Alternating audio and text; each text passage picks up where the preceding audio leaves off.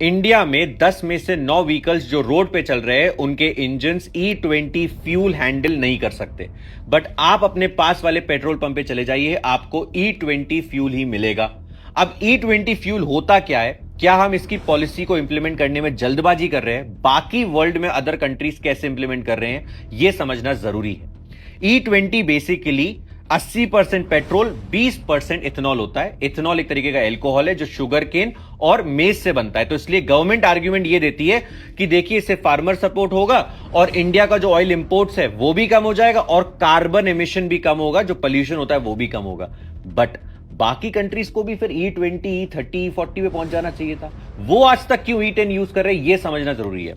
US में maximum E10 use होता है, फ्लेक्सी फ्यूल गाड़ियों के लिए ही E20 का ऑप्शन E15 का ऑप्शन है। यूरोप में E10 यूज होता है, E20 पे वो नहीं मूव करे क्योंकि जो उनकी पुरानी गाड़ियां उन्हें प्रॉब्लम होगी। ब्राजील में 1970s में जो ऑयल क्राइसिस आए थे उसके बाद आज तक जाके उन्हें क्या 40 साल लग गए इंप्लीमेंट करने में। 2003 में वो लोग फ्लेक्सी फ्यूल गाड़ियां लाए जिसमें इथेनॉल यूज किया जा सके और कोई प्रॉब्लम ना आए।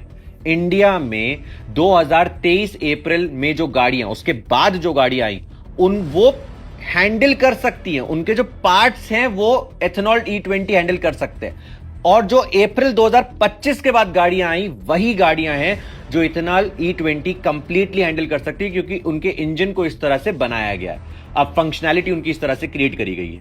अब अगर आप बोलो कि नहीं E20 यूज करना चाहिए क्योंकि कार्बन एमिशन रुकेगा सब कुछ, तो एक बात बताइए, मिडिल क्लास ऑफ इंडिया कहां जाए?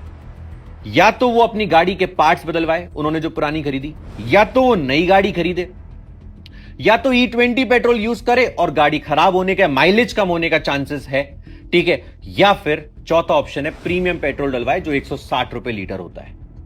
अगर हम कहते हैं कि हमें कार्बन एमिशन कम करना है तो सोलर की पॉलिसी आनी चाहिए, जैसे सबकी छत पे सोलर लगा हुआ हो, ठीक है, जैसे बाकी कंट्रीज में साइकिल लेन्स होती हैं चलाने के लिए वो होनी चाहिए कि साइकिल हो, ठीक है, पब्लिक ट्रांसपोर्ट सस्ता करे और ज्यादा लोग उसको यूज करें, इस पर काम होना चाहिए।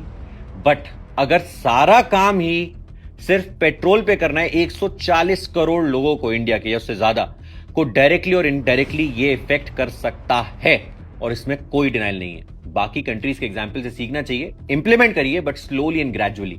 कंट्री रेडी हो तब इंप्लीमेंटेशन हो, ना कि इंप्लीमेंट होकर कंट्री को रेडी किया जाए। जय हिंद, जय भारत।